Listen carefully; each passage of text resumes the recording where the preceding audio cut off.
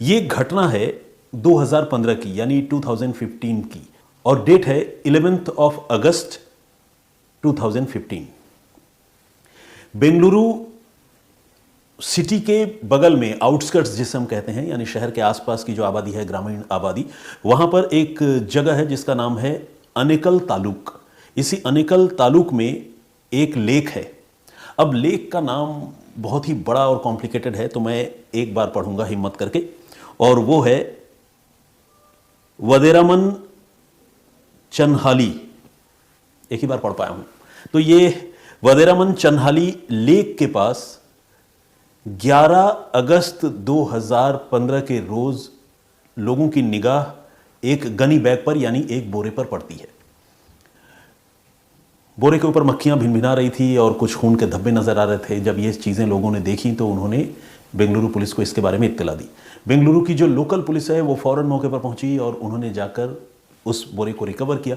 Recover करके उन्होंने देखा कि बोरे में एक इंसान का धड़ वो पैक किया गया है, और जाहिर है जब धड़ पैक किया गया है तो हाथ पांव सिर वगैरह तो नहीं थे और उन्हें काट कर अलग किया गया था। तो इस धड़ को देखकर पुलिस के लिए ये पता कर पाना अपने आप में एक मुश्किल बात थी कि आखिर ये धड़ किसकी है और इस शख्स की हत्या किसने की, किसने यहाँ पर लाकर बोरी फेंकी। ये सारे सवाल पुलिस के मन में थे, लेकिन पुलिस ने उस टोर्सो को, यानी धड़ को रिकवर किया, और रिकवर करने के बाद उसको फॉरेंसिक इन्वेस्टिगेशन के लिए जो गवर्नमेंट हॉस्पिटल है वहाँ भिजवा दिया।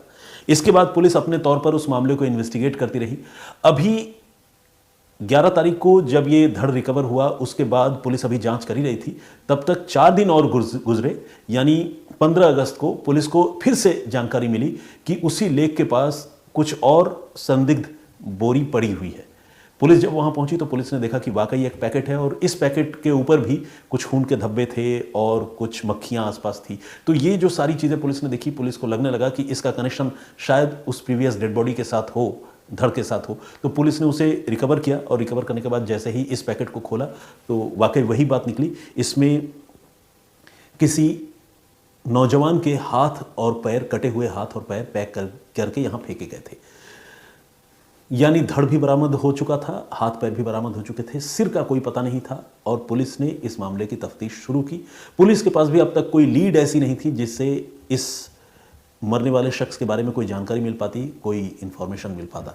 तो खैर पुलिस इन्वेस्टिगेट कर ही रही थी और पुलिस ये जानने की कोशिश कर रही थी कि मरने वाला शख्स कौन है। इसी बीच पुलिस को जिस पैकेट में हाथ पांव, कटे हुए हाथ पांव मिले थे, उस पैकेट में पुलिस को एक डॉक्टर का प्रेस्क्रिप्शन मिला, यानी एक डॉक्टर की पर्ची मिली जिसमें कुछ दवाइयों के नाम लिखे हुए थे और डॉक्टर का भी नाम उसमें मेंशन था। और ये छोटी सी पर्ची पुलिस के लिए इस केस को सुलझाने का एक बहुत बड़ा जरिया साबित हुआ। पुलिस फौरन उस डॉक्टर के पास पहुंची जैसे ही ये पर्ची पुलिस के हाथ लगी, और पुलिस ने उस पर्ची को दिखाकर डॉक्टर से कहा कि ये पर्ची देखिए और ज़रा याद करने की कोशिश कीजिए कि आपके पास वो कौन से लोग थे जो आए थे ट्रीटमेंट के लिए और जिनको आपने ये दवाइयाँ लिख कर दी थी। डॉक्टर ने उस पर्ची को देखा। ऐसा तो डॉक्टर हर रोज़ 10 लोगों को चेक करते हैं, देखते हैं, लेकिन उन्होंने देखते ही दिमाग पर जोर डाला और पहचान लिया, और पहचानने के बाद उन्होंने 2 लोगों को आइडेंटिफाई किया। ये बेसिकली एक कपल था, एक जोड़ा था, आप उसको पति पत्नी कह सकते हैं। तो और नाम डॉक्टर ने बताए इन दोनों के, भाग्यश्री तलवार और उसका पति एस सुपुत्र। तो भाग्यश्री तलवार और एस सुपुत्र के बारे में डॉक्टर ने पुलिस को जानकारी दी और ये बताया कि ये दोनों हमारे पास इलाज के लिए आए थे, और इनके घर का पता भी उसी डॉक्टर से पुलिस को चला। लेकिन पुलिस ने जब मामले की तफ्तीश करते हुए पुलिस जब उसके घर तक पहुंची तो देखा कि घर में ताला लटक रहा है।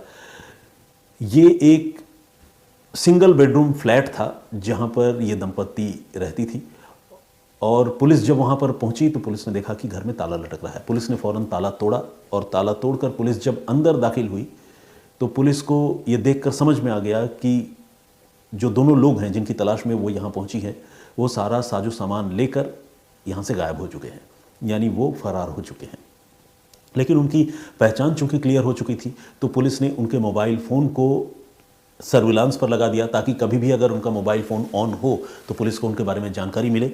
लेकिन साल दर साल गुजरते रहे, इनका मोबाइल फ़ोन कभी स्विच ऑन नहीं हुआ, और पुलिस को कभी इनके बारे में कोई और जानकारी या कोई और इन्फॉर्मेशन नहीं मिली। ये दोनों कहाँ चले गए, भाग्यश्री तलवार और एस सुपुत्र, इसके बारे में किसी को कोई खबर नहीं थी। हालांकि जैसे ही इनकी पहचान हो गई, पुलिस ने इनके बारे में और जानकारी जुटाई और ये पता करने की शुरुआत की कि भाई ये लोग कहाँ के रहने वाले हैं, बेंगलुरु आउटस्कर्ट्स में जहाँ ये रहते थे, इसके अलावा इनका जो नेटिव प्लेस है वो जगह कौन सी है, ये सारी चीज़ें जो है वो पुलिस पता करने में लगी हुई थी। और इसी कोशिश में पुलिस को पता चला कि ये दोनों ही नॉर्थ कर्नाटक में एक ज़िला है, डिस्ट्रिक्ट है जिसका नाम है विजयपुरा, उसी विजयपुरा ज़िले के रहने वाले हैं और अलग अलग इलाके से आते हैं लेकिन विजयपुरा के ही हैं। पुलिस को जब ये जानकारी मिली तो पुलिस ने सोचा कि एक बार उनके गांव चले और उनके गांव में छापेमारी करके देखते हैं कि अगर वहां पर ये जो कपल है वो मिल जाए तो हमारा केस तो सॉल्व हो चुका है, पूरी तरह मामला सुलझ जाएगा, मर्डर का मोटिव भी पता चल जाएगा और जो एक्यूज्ड हैं वो भी अरेस्ट हो जाएंगे। तो पुलिस ने फिर विजयपुरा में इन दोनों लोगों के गांव में जाकर छापेमारी की, लेकिन वहां पर भी पुलिस को निराशा हाथ लगी। पुलिस को वहां ये दोनों नहीं मिले और उनके घर के लोग भी इस बात से बिल्कुल अनजान थे कि ये दो लोग कहाँ पर हैं। लेकिन चूंकि पुलिस को एक डेड बॉडी रिकवर हो चुकी थी, मिल चुकी थी, ये डेड बॉडी किसकी थी ये अभी तक क्लियर नहीं हुआ था। हालांकि जिन लोगों पर कत्ल का शक था उनके बारे में पुलिस को जानकारी मिल गई थी, लेकिन उनके बारे में सिर्फ जानकारी ही मिली थी, उनका पता ठिकाना पुलिस को नहीं था। तो मामला कॉम्प्लिकेटेड तो था। अब पुलिस जो गांव पहुंची थी भाग्यश्री तलवार और एस सुपुत्रा के बारे में पता करते हुए, पुलिस की उस टीम ने फॉरेंसिक एक्सपर्ट्स की मदद से उनके गांव से एस सुपुत्रा का और भाग्यश्री तलवार के पेरेंट्स का ब्लड सैंपल कलेक्ट कर लिया, ये सोचकर कि वो पता लगाकर फॉरेंसिक इन्वेस्टिगेशन करके ये देखेगी कि इनमें से किसी का ब्लड सैंपल जो है वो डीएनए सैंपल क्या उस डेड बॉडी से भी मैच करता है या नहीं। तो ब्लड सैंपल तो पुलिस ने रख लिया और उसके बाद पुलिस के पास ऑलरेडी जो डेड बॉडी पुलिस ने रिकवर किया था उसके डीएनए सैंपल पुलिस के पास थे। पुलिस ने जब इन तीनों सैंपल को एक दूसरे से मैच कराने की कोशिश की तो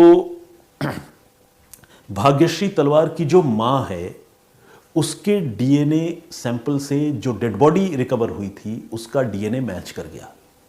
यानी ये बात तकरीबन साफ हो गई, ये बात तकरीबन क्लियर हो गया कि मरने वाला शख्स जो है वो भाग्यश्री का बहुत क्लोज रिलेटिव था, शायद उसका भाई रहा हो, क्योंकि उसका भाई जो है लंबे वक्त से गायब भी था। घर वाले ये भी बात बता रहे थे और भाग्यश्री के बारे में भी उन्हें कोई जानकारी नहीं थी। तो एक तरह से अब तक की तफ्तीश के बाद जो बातें साफ हुई थी वो ये कि इस मामले में कत्ल का शक भाग्यश्री तलवार और एस सुपुत्र जो उसका पार्टनर, बॉयफ्रेंड या हस्बैंड जो भी कहें उस पर था, और जिस लड़के का कत्ल हुआ था उसकी पहचान अब जाकर क्लियर हो गई थी कि वो भाग्यश्री तलवार का ही भाई था जिसकी हत्या कर दी गई थी, क्योंकि डीएनए सैंपल से ये बात अब साफ हो गई थी। लेकिन अब जब तक ये गुनहगार पकड़े नहीं जाते तब तक पुलिस के लिए ये पता करना बड़ा मुश्किल था कि आखिर उस लड़के की हत्या हुई क्यों।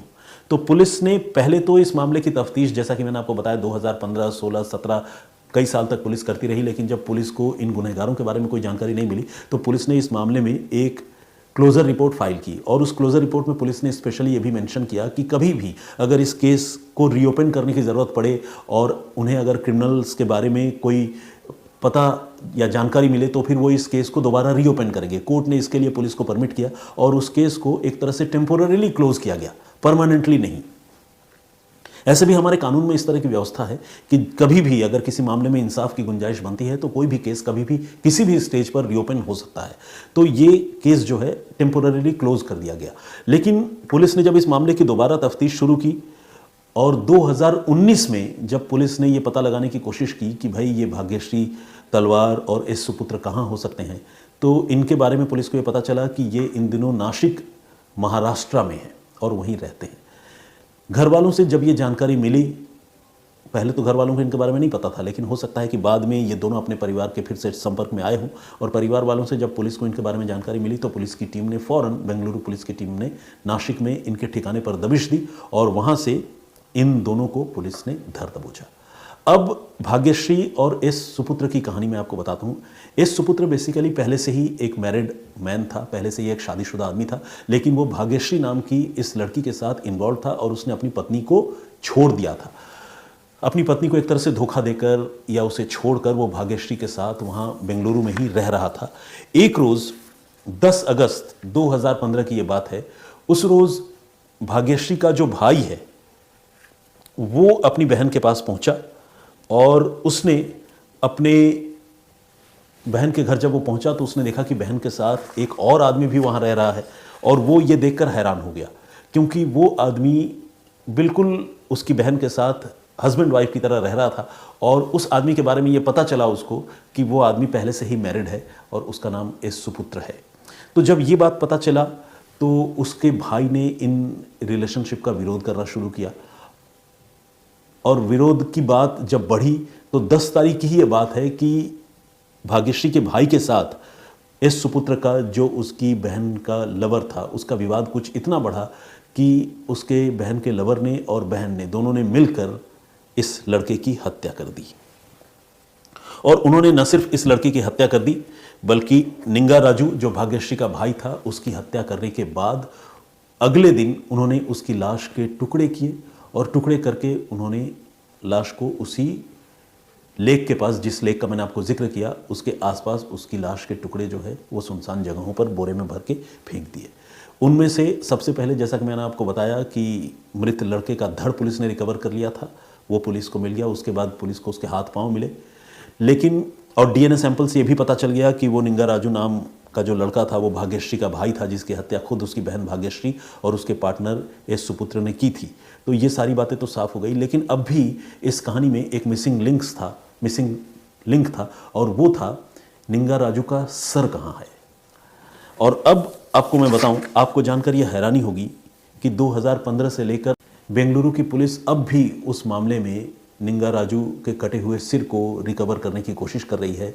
ये जो सस्पेक्टेड किलर्स हैं जो पकड़े गए हैं, बहन और उसका पार्टनर, इन दोनों ने बताया है कि उन्होंने उस लेक के अंदर ही लड़के का कटा हुआ सिर फेंक दिया था। और तब से लेकर अब तक बेंगलुरु की पुलिस, जब से पुलिस को इनके बारे में जानकारी मिली है, यानी 2019 में जब से ये पकड़े गए हैं, तब से लेकर अब तक पुलिस उस लेक में इस लड़के का सर तलाश रही है। ये सिलसिला अब भी जारी है।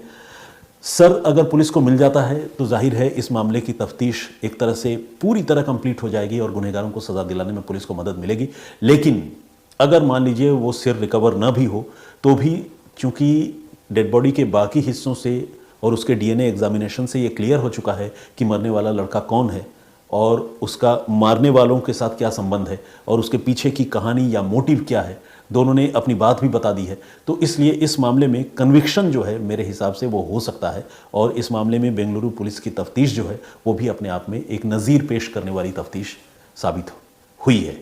लेकिन ये कितना तफ्तीश, कितना कारगर साबित हुआ, कितना नहीं, ये तो आने वाले दिनों में जब इस मामले में अदालत अपना फैसला सुनाएगी तब पता चलेगा। फिलहाल मामला कोर्ट में है और इस मामले में हम ये उम्मीद कर सकते हैं कि गुनहगार बहन और उसके पार्टनर जो भी उसका लवर है उसको सज़ा मिले, ऐसी हम सारे लोग उम्मीद कर सकते हैं।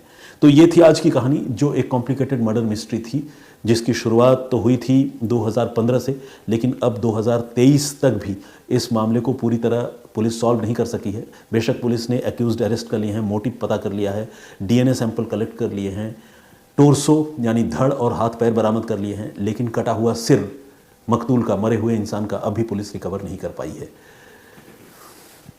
इसमें कोई और अपडेट जब भी मुझे पता चलेगा मैं आप लोगों को ज़रूर बताऊंगा। तो फिलहाल आज यहीं तक।